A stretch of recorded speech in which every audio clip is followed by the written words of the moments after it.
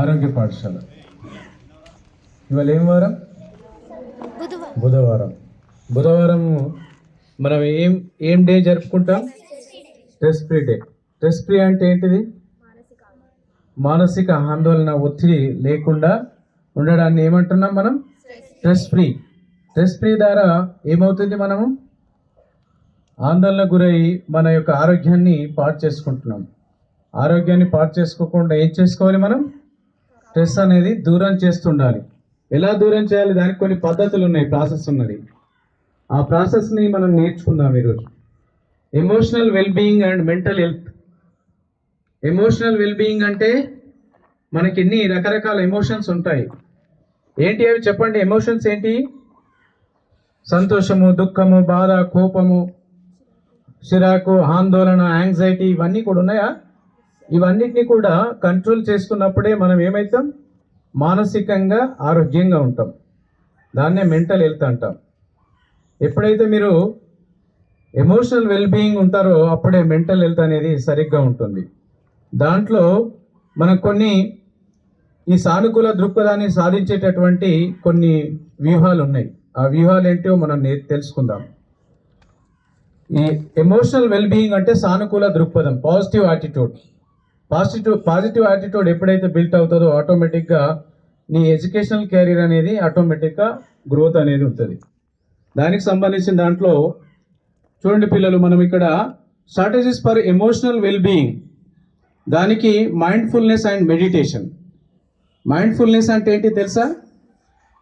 ఏంటి మైండ్ఫుల్నెస్ అంటే? సానుకూలమే, positive attitude, positive status, దాన్నే మైండ్ఫుల్నెస్ అంటాం. దాని కొరకు మనం ఏం చేస్తాం? మెడిటేషన్ చేయాలి. ఏం చేయాలి? ఒక స్ట్రాటజీ ఏంటిది? మెడిటేషన్. మెడిటేషన్ ద్వారా మనం ఆటోమేటిక్గా పాజిటివ్ యాటిట్యూడ్ను బిల్డ్ చేసుకోగలుగుతాం. అదేవిధంగా గ్రాటిట్యూడ్ ప్రాక్టీస్ చేయాలి. What is gratitude? మనం ఇతరులకు మనం థ్యాంక్స్ చెప్పాలి. థ్యాంక్స్ అంటే ఎవరైనా మనకు ఎవరైనా సహాయపడినప్పుడు ఏం చెప్పాలి? సానుకూలంగా మనం అంటే థ్యాంక్స్ అనేది చెప్పాలి. అలా చెప్పడం వల్ల, అదేవిధంగా థ్యాంక్స్ చెప్పడమే కాకుండా థ్యాంక్స్ ఇంకా డిఫరెంట్ వేలో ఉంటుంది. చెప్పడమే కాకుండా రాయడం కూడా ఉంటుంది. ఏ రకంగా? మనకు ఎవరైనా సాయం చేశారు, వాళ్ళకు దూరంగా ఉన్నారు, letters practice, journal practice, diary maintenance. రోజు డే బై డే మనకు డిఫరెంట్ ఫీలింగ్స్ మనకు కలుగుతాయి. అప్పుడు వాటిని లెటర్స్ రూపంలో, జర్నల్ రూపంలో రాసుకుంటే ఆటోమేటిక్గా మనకు పాజిటివ్ యాటిట్యూడ్ అనేది బిల్డ్ అవుతుంది. అదేవిధంగా ఫిజికల్ యాక్టివిటీ. ఈ మెంటల్ ఎమోషనల్ని మనం కంట్రోల్ చేసుకోవాలంటే ఫిజికల్ యాక్టివిటీ కూడా కావాలి. ఫిజికల్ యాక్టివిటీ అంటే ఏంటి తెలుసా మీకు? ఏంటిది? వాకింగ్ చేయడం, రన్నింగ్ చేయడం, యోగా చేయడం, జాగింగ్, గేమ్స్ ఆడడం, ఇవన్నీ కూడా ఏమైతాయి? ఇవన్నీ ఫిజికల్ యాక్టివిటీస్ అయితే చేస్తున్నారా? ఇవన్నీ చేస్తుర్రా? చేసే వాళ్ళందరికీ కూడా మెంటల్ హెల్త్ అనేది బాగుంటుంది. అదేవిధంగా సోషల్ కనెక్షన్స్. సోషల్ కనెక్షన్స్ అంటే ఏంటి తెలుసా? సామాజిక సంబంధాలు. ఎవరితోటి ఉంటారు మీరు? మీ ఫ్రెండ్స్ తోటి, మీ పీర్ గ్రూప్స్ తోటి, పేరెంట్స్ తోటి, టీచర్స్ తోటి, అందరితోటి సోషల్ కనెక్షన్స్ అనేవి చాలా పాజిటివ్గా ఉండాలి. అప్పుడే ఆటోమేటిక్ ఏమవుతుంది?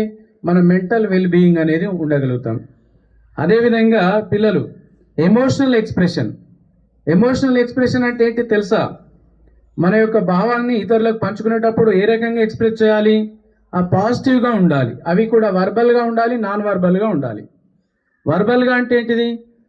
మాటల రూపంలో ఉంటాయి. నాన్ వర్బల్ అంటే సైగల రూపంలో, బాడీ లాంగ్వేజ్ రూపంలో కూడా మనం పాజిటివ్ యాటిట్యూడ్ని వర్బల్ అండ్ నాన్ వర్బల్లో మనం ఎక్స్ప్రెస్ చేయొచ్చు. అదేవిధంగా సెల్ఫ్ కేర్. ఎమోషనల్ వెల్బీయింగ్ ప్రాక్టీస్లో మనం ఏంది? సెల్ఫ్ కేర్ అనేది. సెల్ఫ్ కేర్ అంటే ఏంటిది? వ్యక్తిగత భద్రత. మనం దాన్ని ప్రిజర్వ్ చేసుకోవాలి, ఇంప్రూవ్ చేసుకోవాలి. మన హెల్త్ కండిషన్స్ని మనం ఏం చేయాలి? ప్రిజర్వ్ చేసుకోవాలి, కేర్ చేసుకోవాలి.